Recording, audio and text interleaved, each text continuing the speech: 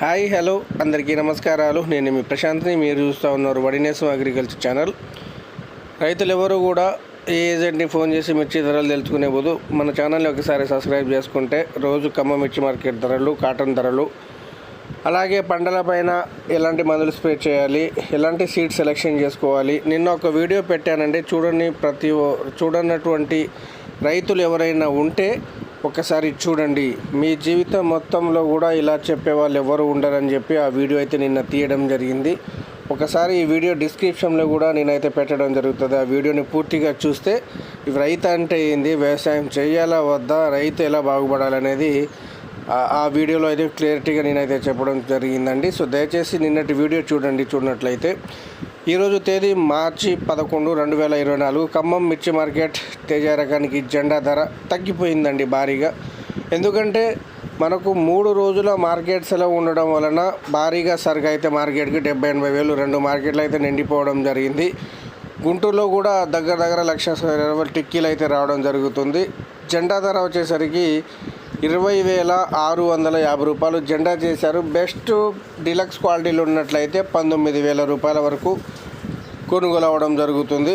మీడియాలు కింద ఎక్కువగా 14,000 నుంచి 19,000 మధ్యలో తేజాలు కొనుగోలు అవుతూ ఉన్నవి. క్వాలిటీని బట్టి selected quality B1, B2, B3 అనే క్వాలిటీని బట్టి కొనుగోలు అవ్వడం జరుగుతుంది. అదేవిధంగా ఆర్మూరు, షార్కు, AK-47 ఇవి 3 కూడా బెస్ట్ రకాలు 14,500 నుంచి 15,000 రూపాయల వరకు కొనుగోలు అవ్వడం జరుగుతుంది. సూపర్ 10 అండ్ 334 16,000 రూపాయల వరకు మనకు క్వింటాల్ కొనుగోలు అవుతూ ఉన్నవి. లూజ్ అయితే 18,000, 17,000 రూపాయల వరకు కొనుగోలు అవ్వడం జరుగుతుంది. అదేవిధంగా నెంబర్ 5 15,000 రూపాయల వరకు కొనుగోలు అవ్వడం జరుగుతుంది. 355 బ్యాడిగా బెస్ట్ డీలక్స్ 14,000 రూపాయల వరకు. సింజెంటా 2043 మనకు 20,000 నుంచి 22,000, 23,000 రూపాయల వరకు డీలక్స్ క్వాలిటీలు కొనుగోలు అవడం జరుగుతుంది. 341 బెస్ట్ డీలక్స్ రకాలు చూసుకున్నట్లయితే 18,000 రూపాయల నుంచి 19,000 రూపాయల వరకు ఖమ్మంలో, వరంగల్లో 20,000 రూపాయల వరకు సేల్ అవ్వడం జరుగుతుంది. ఇవి నెంబర్ 5 అండి కనిపించేవి. సో ఇవి 15,000-16,000 రూపాయల వరకు కొనుగోలు అవడం జరుగుతుంది. తేజతాలు 9,000, 9,500 డీలక్స్. జెండాపాట కూడా పెడతా చూడండి. మార్కెట్కు సరుకు భారీ ఎత్తున రావడం వల్లనే మిర్చి ధరలు తగ్గిందని చెప్పవచ్చు. ఇంకా వస్తే మనకు ఈ మార్చి నెల వరకు అయితే సరుకు ఫస్ట్, సెకండ్ కోతలి, థర్డ్ కోతలి కూడా ఇలాగే వస్తుందని రైతులు చెప్పడం జరుగుతుంది. విస్తీర్ణం పెరిగింది కాబట్టి మనకు దిగుబడి తగ్గింది. ఎకరానికి 10-15 క్వింటాలు వచ్చింది. కాకపోతే దిగుబడి అనేది, విస్తీర్ణం అనేది పెరగడం వలన ఈ సరుకు అయితే ఎక్కువగా రావడం జరుగుతుంది. కొన్ని ఏరియాలలో మిర్చి పంటలు పోయినవి, కొన్ని ఏరియాలలో పోలేదు. ఎక్కువగా వైరస్, విల్ట్ ప్రాబ్లం వలన పోయినవండి. కోల్డ్ స్టోరేజ్లు మొత్తం కూడా నిండిపోయినవి. ఖమ్మంలో దరిదాపుల అన్నీ కూడా మనకు దరిదాపులా చూసుకున్నట్లయితే 90% అయితే కోల్డ్ స్టోరేజ్లో నిండిపోవడం, 80 నుంచి 90% నిండిపోవడం జరిగింది. అలాగే గుంటూరులో కూడా 70 నుంచి 80% అయితే కోల్డ్ స్టోరేజ్లో నిండిపోవడం జరిగింది. గుర్తుపెట్టుకోగలరు. సో కోల్డ్ స్టోరేజ్లో పెట్టాలంటే క్వాలిటీ డ్రై డీలక్స్ అయి ఉండాలి అండ్ బెస్ట్ అయి ఉండాలి. మెతకలు పండ్లు ఉన్నట్లయితే గర్భాలు వచ్చి మొత్తం బూజులు వచ్చేస్తాయి. ఇలాంటి క్వాలిటీలు ఉంటే 19,000 రూపాయల వరకు ఇవాళ మార్కెట్ కొనుగోలు అవడం జరుగుతుంది.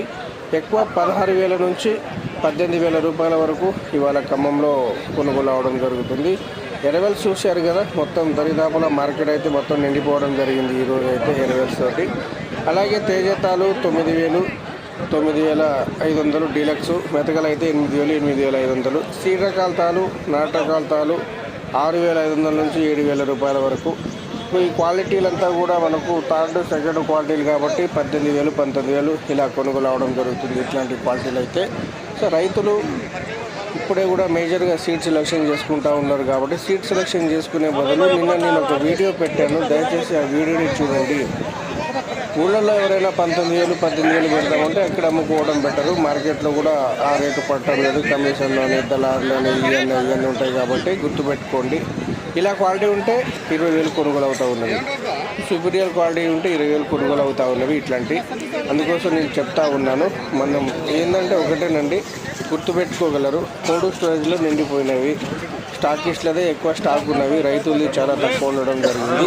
ప్రతి వ్యాపారస్తుల దగ్గర నుంచి నేను ఎంక్వైరీ తీసుకుంటా, టీసీలు పెట్టిన వాటికి రుణాలు ఏమైనా ఇస్తారా, వడ్డీ ఎంత తీసుకుంటారు అనేది ప్రతిదీ తెలుసుకొని ఏ స్టోరేజ్లో ఎంత సరుకు అయితే నిండా ఉన్నది అన్నీ కూడా నేనైతే మీకు వీడియో రూపంలో తెలియజేస్తా.